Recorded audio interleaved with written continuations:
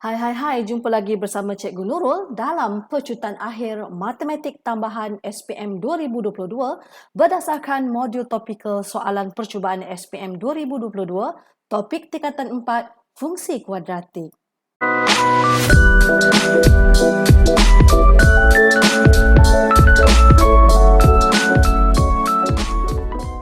Okey, berikut adalah modul yang kita gunakan dalam perbincangan untuk pecutan akhir SPM 2022.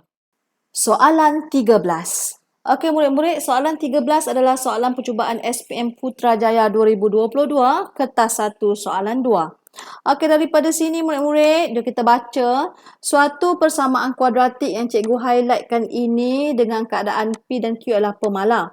Soalan A, jika P dan Q, nyatakan P dalam sebutan Q. Okey, jika persamaan itu menyentuh paksi X pada satu titik sahaja. Apakah types of rootnya tu? Apakah jenis puncanya? Okey, apakah jenis puncanya? Okey, jom kita lihat. Kalau menyentuh satu titik, sama ada dia senyum. Sekejap. Cikgu punya ink tak keluar pula. Apabila graf tu senyum ke, masam ke, kan? Dia sentuh satu titik. Okey, apabila sentuh satu titik, bererti hilang pula cikgu punya ink. Apa nama dia ni? Sentuh satu titik, sama ada dia senyum ke, masam ke. Okey, mesti dia punya pembeza layan ataupun diskriminan dia B kuasa 2 tolak 4 AC sama dengan kosong. Sentuh satu titik. Okey, jadi kalau begitu nak menggunakan pembeza layan yang ini, kita kena ada A, B dan C. Jom kita lihat, adakah dia tersusun? Oh, dia dah tersusun. Ini A kita. Ini B kita. Semua ni adalah C kita. Jom kita masukkan dalam pembeza layan.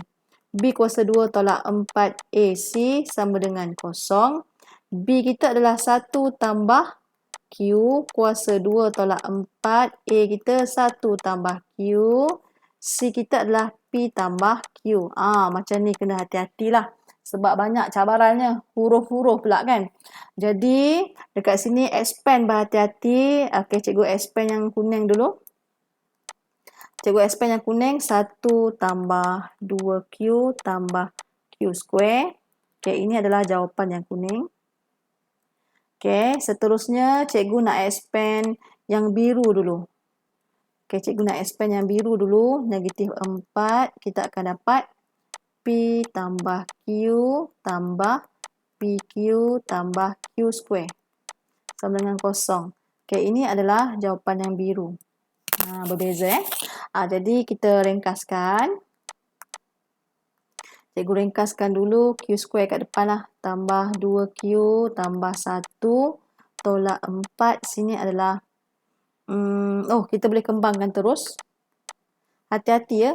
Kembangkan macam ni. Oh, bergerak. Okey, kembangkan satu persatu. Sini darab sini. Sini darab sini. Jangan silap. Sini darab sini. Sini darab sini. Okey. Jadi kita akan dapat apa di sini? Negatif 4P tolak 4Q tolak 4PQ tolak 4Q square. Okey. Baru kita boleh susun. Okey, kita boleh susun mengikut sebutan lah. Q square tolak 4Q square. Apa lagi? Lepas QQ tambah 2Q tolak 4Q. Lepas tu tolak 4PQ tolak 4P tambah 1. Oh, memang mencabar. Jadi cikgu ringkaskan. Cikgu ringkaskan dulu Q square. Oi. Cikgu ringkaskan Q square akan dapat negatif 3Q square. Lepas itu cikgu ringkaskan yang ini. Okey, cikgu akan dapat tolak 2Q tolak 4PQ tolak 4P tambah 1. Okey, setakat ini macam tu. Okey, sekarang soalannya kita nak express P dalam sebutan Q. Jadi kita nak P sahaja. Okey, kita nak P sahaja. Jadi cikgu highlight. Kita nak P sahaja. Sebutan yang ada P ada 2 kat sini. Okey, apa kata? Kita nak dia sahaja. Jadi kita jadikan dia sebagai subjek lah. Kita jadikan dia di sebelah kiri dahulu. Okey. Buat macam ni. Jadi cikgu gerakkan dia lah. Cikgu kuning tu cikgu kekalkan. Negatif 4PQ tolak 4P ni sama dengan 3Q square tambah 2Q tolak 1. Jadi objektif kita nak P saja sebab ekspres P kan. Jadi kita faktor, kita keluarkan P sahaja di depan.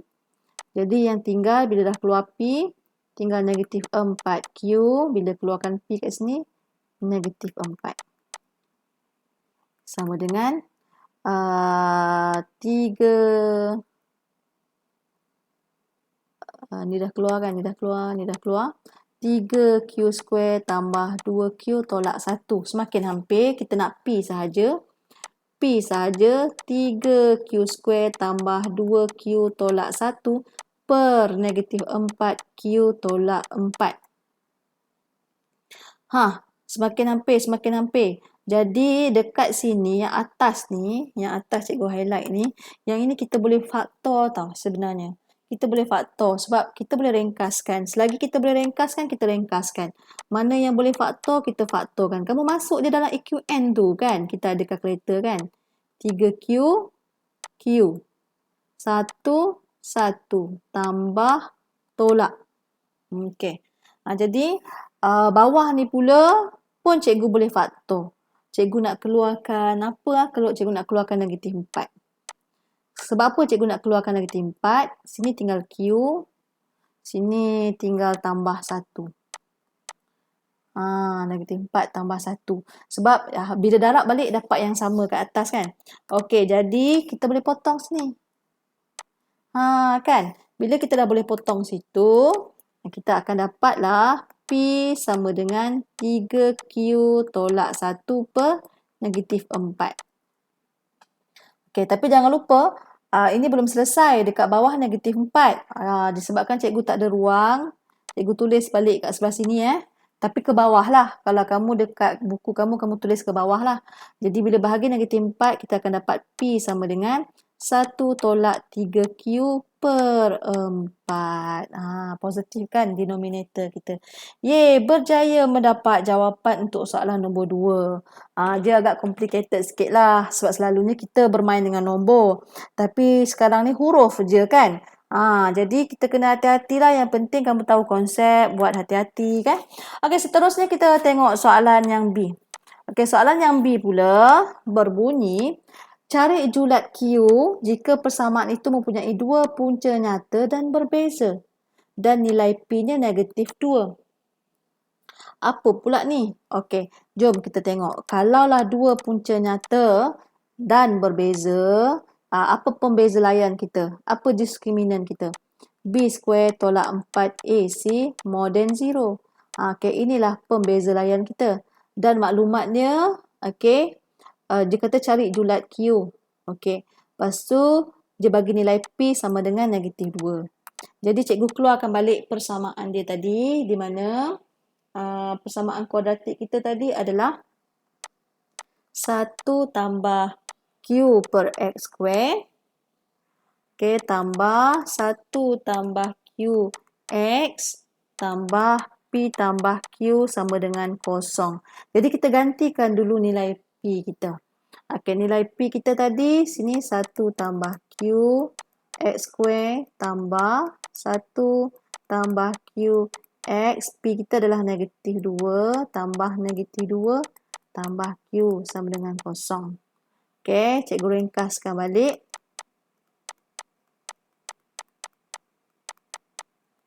Negatif 2 tambah Q.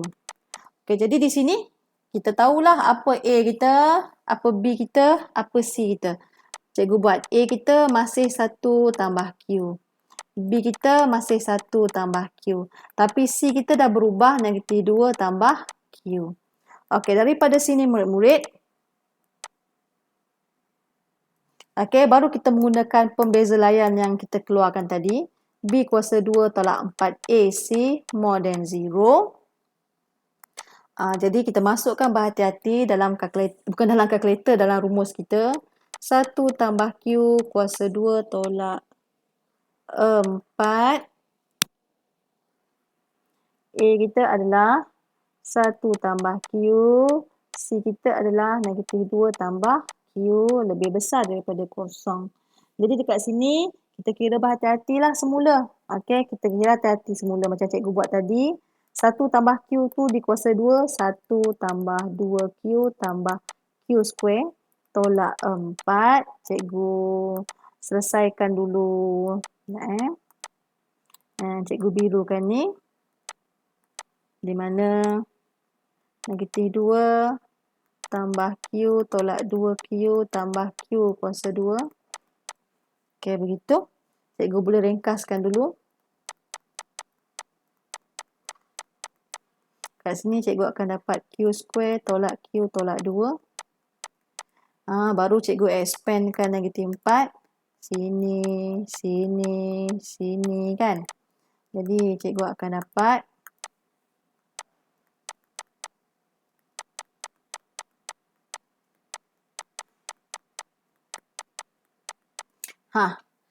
lupa. Kalau cikgu ada silap kira ke apa je, jatuhkanlah kamu punya butiran tu di ruangan komen.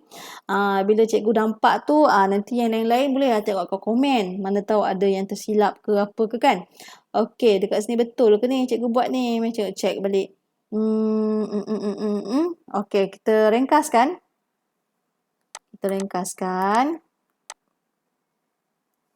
Okay, kita ringkaskan kat sini. Cikgu akan dapat bila ringkaskan negatif 3Q square tambah 6Q.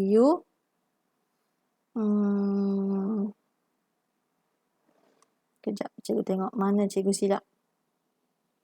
Negatif 2Q negatif 2Q tambah Q square. Betul? Lepas tu sini negatif Q, betul?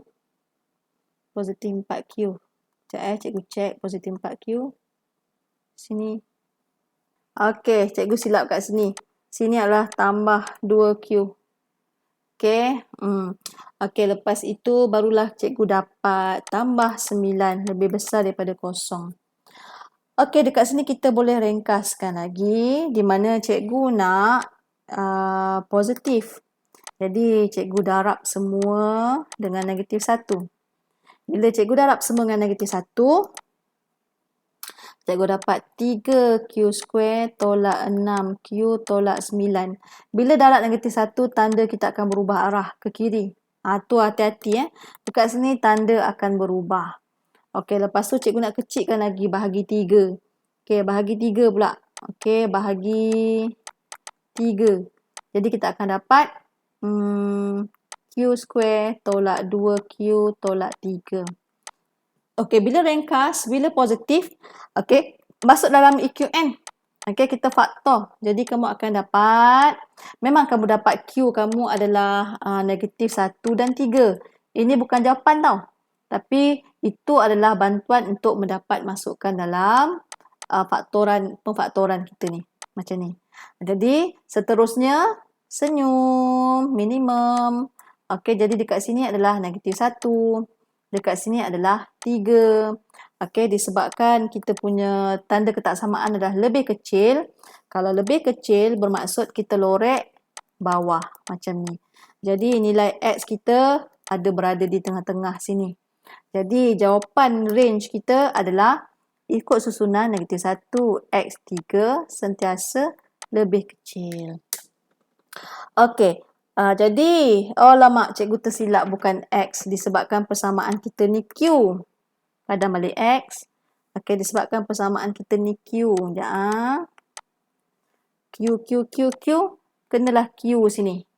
Jadi, sini Q. Okey, berjaya mendapat jawapan untuk soalan nombor 13. Bye-bye. Okey, murid-murid, sekian. Terima kasih. Terima kasih kerana menonton. Bye-bye.